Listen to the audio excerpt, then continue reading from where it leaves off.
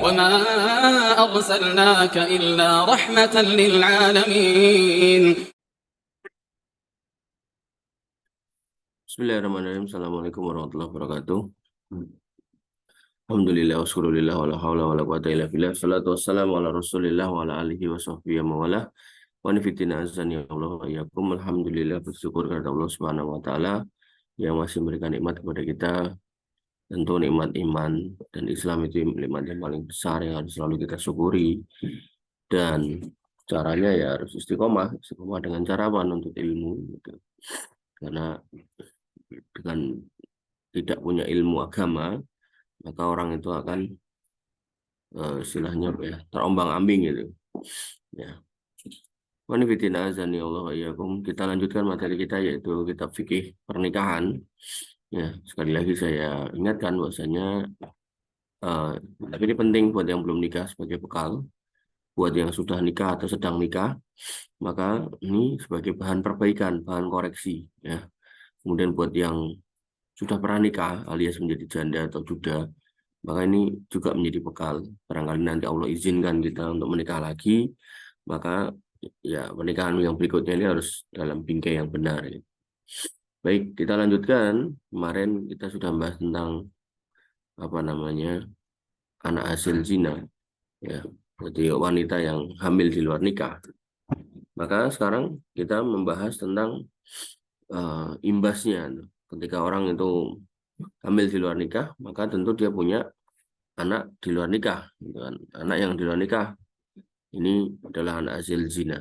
Madhab 4 telah sepakat bahwasanya anak hasil zina tidak memiliki nasab dari bapaknya. Jadi tidak bisa dinasabkan ke bapaknya. Ya mungkin nanti kamu ngaji di tempat lain ada yang ngomong gitu ya. Artinya tinggal ditunjukkan aja dalilnya mana yang lebih kuat gitu kan.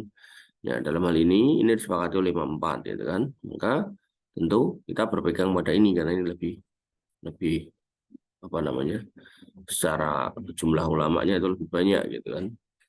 Lebih ijma ulamanya sehingga ya ia harus dinasabkan kepada ibunya, bin atau bintinya kepada ibunya, bukan kepada bapaknya, karena anak hasil zina tidak dinasabkan kepada bapak biologisnya. Nah, maka konsekuensinya anak tersebut tidak berbapak. Jadi secara status dia nggak punya bapak. Kemudian yang kedua, anak tersebut tidak saling mewarisi dengan bapak biologisnya. Jadi si A berzina dengan si B, lahirlah si C gitu kan. Nah, kemudian si A tadi dinikah sama si B gitu kan. Nah, maka si C ini bukan anak dari si B secara hukum syar'i. Sehingga kalau si B ini meninggal, maka si C ini tidak mendapatkan warisan dari si B gitu. Ya, makanya harus dipahami. Kemudian jika anak tersebut wanita, maka wali nikahnya adalah pemerintah atau sultan karena ia tidak punya wali. Ya.